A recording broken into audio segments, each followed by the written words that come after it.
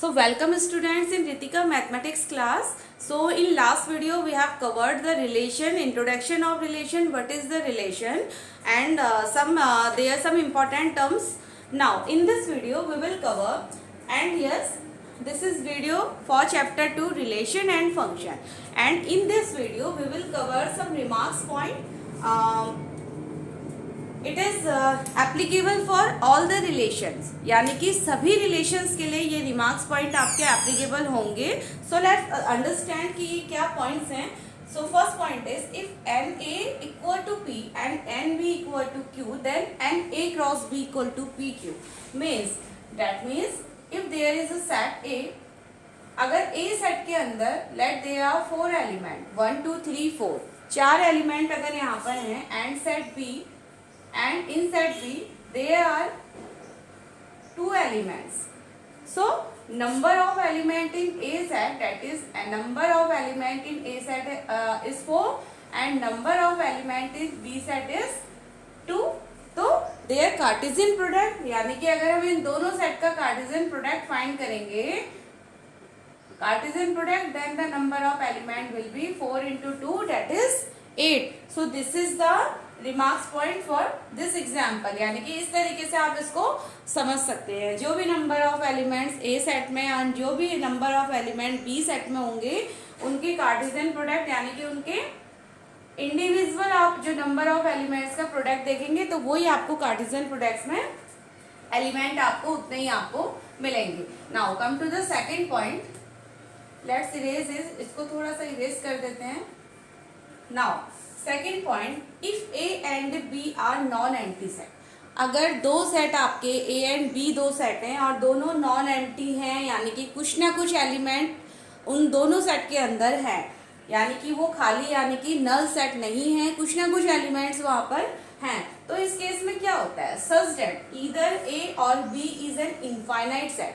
अगर ए या बी दोनों में से कोई भी एक सेट इनफाइनाइट सेट होता है तो इस कंडीशन में ए क्रॉस बी यानी कि उन दोनों सेट का जो कार्टेशियन प्रोडक्ट होगा that will be infinite set. तो वो भी क्या होगा, आपका इनफाइनाइट सेट होगा.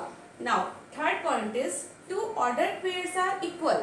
दो ऑर्डर पेयर इक्वल होते हैं कब, if and only if the corresponding first and the second elements are equal. दो कहने का मतलब आपका क्या है कि कोई भी दो ऑर्डर पेयर है, लेट मैंने कुछ इस तरीके से वैल्यू ले ली x+1 and second value is y+2, और यहाँ पर मैंने एक ऑर्डर पेयर लिया 2,4. तो दोनों ऑर्डर पेयर को अगर मैं इक्वल शो करती हूँ तो इस कंडीशन में फर्स्ट ऑर्डर पेयर इसके फर्स्ट एलिमेंट के बराबर होगा, यानी कि x+1 इस कंडीशन में 2 होगा और यहाँ पर y+2 इस कंडीशन में आपका 4 होगा. और ये हमने लास्ट वीडियो में भी डिस्कस किया था चिल्ड्रन कि फर्स्ट एलिमेंट हमेशा आपका फर्स्ट सेट से बिलोंग करता है, और सेकंड एलिमेंट किसी भी ऑर्डर पेयर का second element always second set से बिलोंग करता है. तो उसी को लेते हुए ये कंडीशन यहाँ पर हमें मिलती है. एंड नाउ फोर्थ प्रॉपर्टी, एक जो फोर्थ प्रॉपर्टी हमारी रिलेशन को लेके होती है, दैट प्रॉपर्टी इज, उसके लिए थोड़ा सा इसको इरेज करते हैं. फोर्थ प्रॉपर्टी आपकी है ऑर्डर ट्रिपलेट की property, order triplet. So fourth property is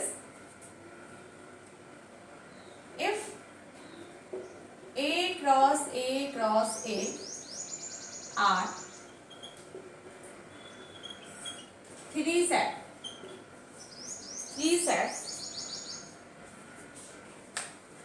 not 3, इसको आप इस तरीके से आप यहाँ पर रिप्रेजेंट करते हैं कि हमारे पास लेट, सबसे पहले इसको हम एक सेट की फॉर्म, सेट बिल्डर फॉर्म से मैं आपको इसको एक्सप्लेन करती हूँ.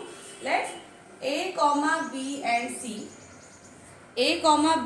C, ये आपका किस तरीके का रिलेशन रखता है. A, B, C आपके इस तरीके का रिलेशन है जहाँ पर A आपका A सेट से बिलोंग करेगा, B भी आपका A सेट से बिलोंग करेगा एंड C भी आपका A सेट से बिलोंग करेगा.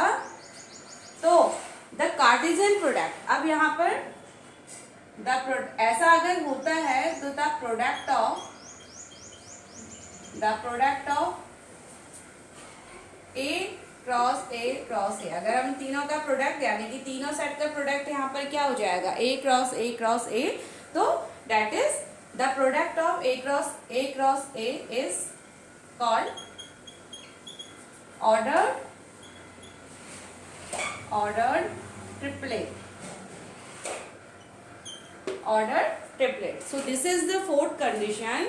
अगर हमारे पास A B C 3 एलिमेंट्स है और 3 एलिमेंट्स आपके, तीनों ही एलिमेंट्स आपके एक सेट से यानी कि एक सिंगल सेट से बिलोंग करती हैं, तो इस कंडीशन में जो हमारा तीनों का यानी कि A क्रॉस A जो इस सेट का हमें कार्टेशियन प्रोडक्ट मिलेगा उसको हम यहाँ पर ऑर्डर ट्रिपलेट बोलते हैं।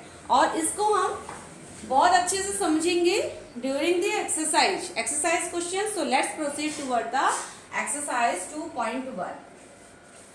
So this is very important point. So please note it down in your notes copy. इसको आप अपनी नोट्स कॉपी में नोट कर लीजिए, बहुत इंपॉर्टेंट पॉइंट है एक्सरसाइज को समझने के लिए। Now come to the exercise 2.1. Come to the exercise 2.1. So first question.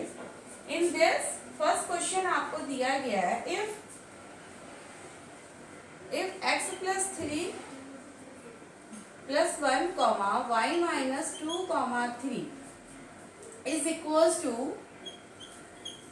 5 comma 3 1 comma 3 find the values of, आपको यहाँ पर x and y ये वैल्यूज आपको इस कंडीशन में फाइंड करनी है। सो this is your first question. और मैंने आपको बताया था कि किसी भी ऑर्डर्ड पेयर का फर्स्ट एलिमेंट हमेशा फर्स्ट सेट के बराबर होगा और सेकंड एलिमेंट सेकंड सेट के हमारे इक्वल होता है। तो इस कंडीशन से आपका x plus 3 plus 1 equals to इसकी वैल्यू हो जाएगी 5/3। और इसको आप थोड़ा सा सॉल्व करते हैं तो in this condition x/3 is equals to 5/3 minus 1/1। So equal to, now अब आप इसको यहाँ पर 3 का एलसीएम ले लीजिए। तो 3 एलसीएम आपने लिया that is 5 minus 3 and we get 2/3. Now x/3 is equals to 2/3. 3 से 3 कैंसिल, तो इन दिस कंडीशन x की वैल्यू हमें फाइंड आउट होती है 2. नाउ वैल्यू ऑफ y, अब वैल्यू y की वैल्यू के लिए आप y minus 2/3 equals to y की यानी कि सेकेंड ऑर्डर पेयर का जो एलिमेंट है वो आपके 1/3 के इक्वल होगा। सो देयर इम्प्लाइज यहाँ से y की वैल्यू को आप फाइंड करेंगे तो that is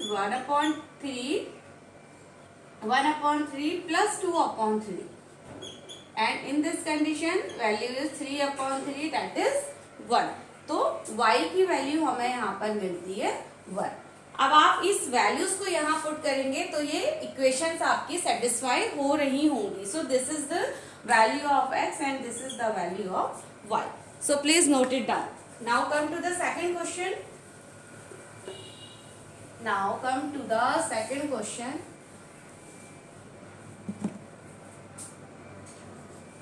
Second question is if the set A has 3 element, एक सेट A के पास 3 element and set B is equals to 3 4 5, then find the number of element in set in A cross B. Number of element in A set is 3 and we can see the number of elements in B set is also 3, यानी कि 3 4 5 यहाँ पर elements है तो total number of elements here 3. So their Cartesian product will be A cross B and that will be 3 cross 3, that means 9. This is the answer number 2.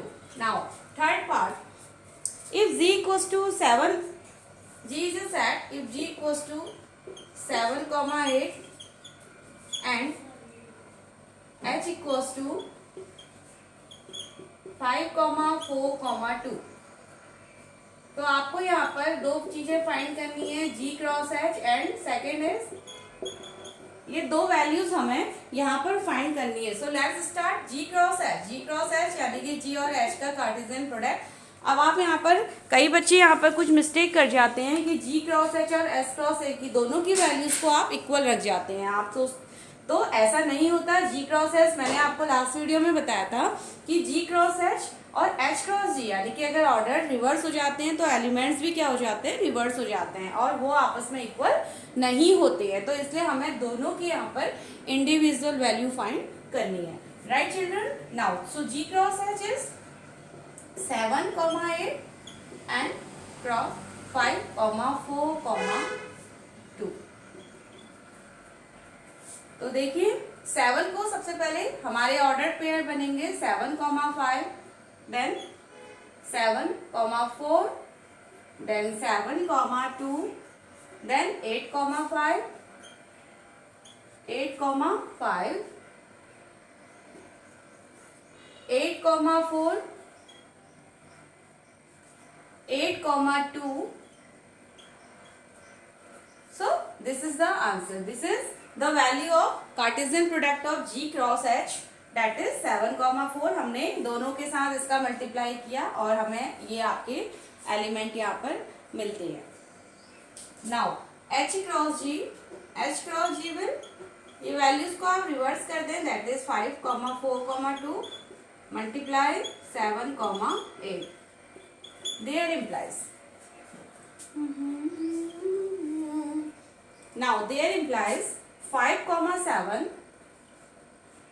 5,7, then 5,8, then 4,7, then 4,8, 2,7 and 2,8. So this is the values of G cross H and H cross G, and we can see the elements are totally changed. आपके orders change है तो यहाँ पर ये आपकी values रहती है. So this is the answer number 3. Now come to the answer number 4.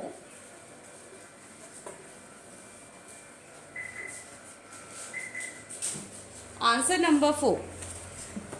The question is, state whether each of following statements are true and false. We have to find the statement are true or false. इसको भी थोड़ा सा समझ लेते हैं. So first case आपका है, the statement is false, rewrite the given statement correctly. Okay, so first part is, in this first part is, if P equals to M cross N and Q equals to N cross M. P and Q are the set and their elements are, this is the element. So we have to, so then P cross Q, the Cartesian product of accordingly M cross N and comma N cross M. So is it true? We have to find, is it true? So no, it is for condition, because if we see that product, Cartesian product of P cross Q and we get इन दोनों का Cartesian product, then M cross N, second is M cross M, then N cross N and then N cross N. तो ये आपकी actual value होनी चाहिए. So this is the correct value of Cartesian product of P cross Q. बस according to our condition the Cartesian product is M cross N and N cross M. So this is false. This condition is false. Now second part is